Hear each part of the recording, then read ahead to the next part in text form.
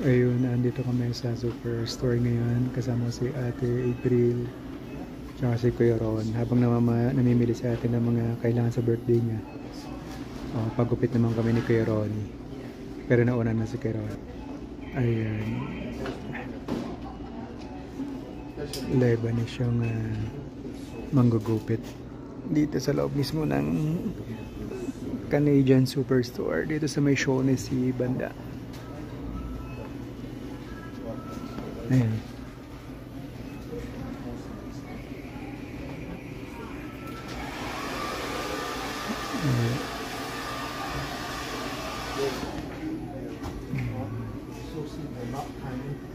So, more than 6 months na rin ako din napagpagupit kaya kailangan mahaba na yung buhok.